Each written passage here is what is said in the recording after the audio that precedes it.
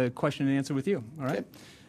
David, you're mentioning the issue of regarding property tax and saying that is a priority for you. You're saying I guess you would oppose the property tax caps as proposed right now? Yes, I oppose it only because if we don't out and out repeal it, it'll always be there.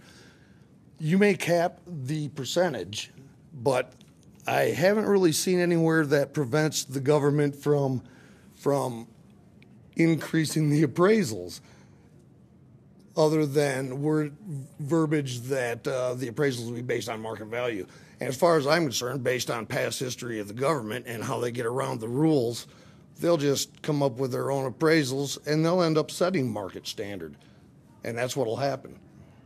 Given that there's so many different state and local programs, and even essential programs are funded through property tax, how do you see a replacement mechanism put into place? I mean, the fair tax will do it. But the fair tax is a national tax. It can be a state tax. Is there anything that says it can't be? Only those that want to keep the system the way it is to maintain control over us. They're the ones that'll say it cannot be done at the state level.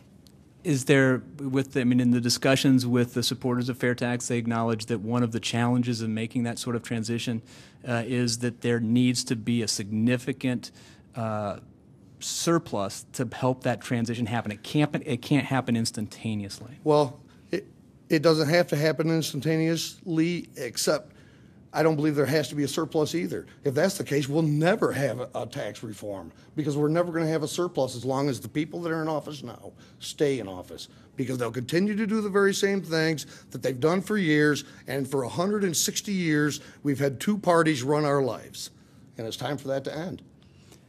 One of the issues that hasn't really been discussed in the election forums when we talk about the state races, party control right now, 52-48, and Republicans hold control of the House.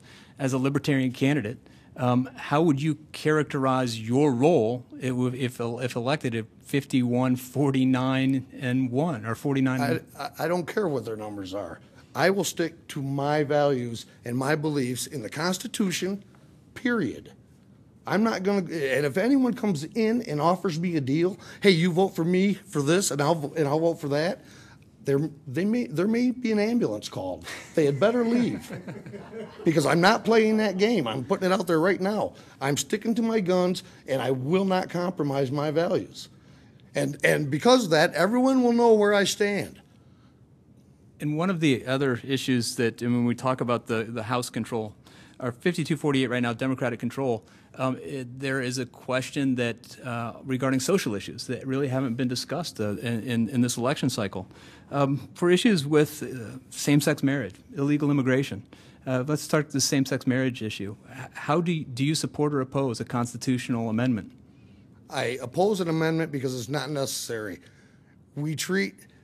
I don't care what people do, as long as it does not impede upon my liberty and my rights. I do not care. I don't care what religion they are, what their gender is, what sexual orientation they prescribe to. I don't care. And it shouldn't be government's job to care. The only reason it's government's job to care is because government regulations have tied the legal action of marriage into insurance and so many other benefits. And all that's done because of government, not for the people. It's done because of government, because it's another way that government steals money from the people. And that's why it's done, the only reason it's done.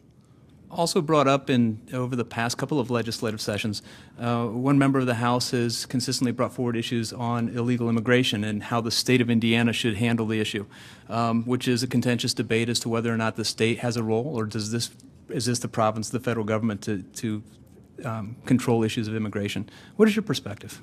It is the federal government's job. But now, if the federal government refuses to do the job, what are we going to do?